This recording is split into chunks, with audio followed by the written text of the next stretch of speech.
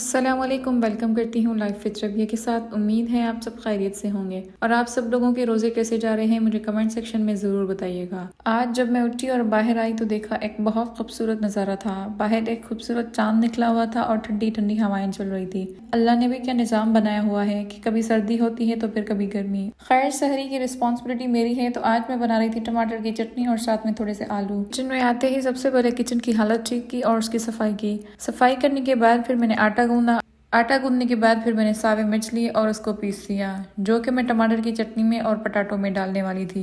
उसके बाद मैंने आलू की कटिंग की और फिर उसे नमक देकर छोड़ दिया। रोटी बनाने की सेटिंग की और फिर रोटियां बनाना शुरू की। सोच रही थी कि टमाटर की चटनी मैं साथ ही बना लेती हूँ, पर सीन ये हुआ कि जब दोनों चीजें मैं एक साथ बना रही थी तो फिर मेरी रोटियां जल रही थी क्योंकि रोटियों को फिर इतनी तवज्जो नहीं मिल रही थी। खैर, फिर मैंने टमाटर की चटनी को छोड़ दिया और रोटियां तवज्जो से बना ली। रोटियां बनाने के बाद फिर मैंने टमाटर की चटनी को देख लिया। टमाटर तकरीबन गल चुके थे और उसमें मैंने सावे मिर्च डाले। फिर मैंने उसे अच्छी तरह से मिक्स किया और उसे पकाया। जब टमाटर तेल छोड़ चुके थे तो मैं समझ गई कि टमाटर पक चुके हैं। फिर मैंने उसमें सूखा धनिया, लाल मिर्च और जीरा डाल दिया और फिर टमाटर की चटनी मेरी रेडी थी।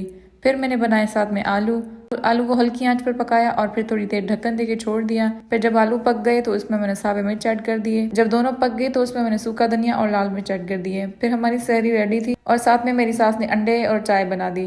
खैर, फिर हम सब ने साथ बैठकर सहरी की। सहरी करके फिर नमाज अदा की। नमाज अदा करने के बाद फिर मैंने अपने बेटे को फ्रेश किया और फिर हम दोनों सो गए। फिर मेरी आंख तकरीबन 3 बजे के करीब खुली और फिर मैंने सबसे पहले नमाज अदा की। फिर मेरा बेटा 3 बजे उठा तो उसे नहलाया, फ्रेश किया और उसके बाद फिर मैंने मैदा गूंदा, क्योंकि मेरी सास ने मुझे कहा था कि आज मैदा गूंदना, मैदे से मैं कुछ रेसिपी बनाऊंगी। मैदा गूंदने के बाद फिर मैंने शाम की नमाज अदा की। फिर मेरी सास आई, उसने कहा कि थोड़ी हेल्प करवा दो किचन में। मैंने मैदे से बिल्कुल पतली सी रोटी बेली और फिर उसे हल्का से सेक दिया और फिर चिकन टाकोस के लिए मैंने शेप निकाल लिया। यहाँ पे मेरी नंद समोसे भी बना रही थी। खैर, हम सब किचन में ही थे कि अजान आ गई। फिर हम सब ने आकर रोजा खोला और रोजा खोलने के बाद फिर मैंने नमाज अदा की। नमाज अदा करके फिर मैंने फौरन चाय बना ली।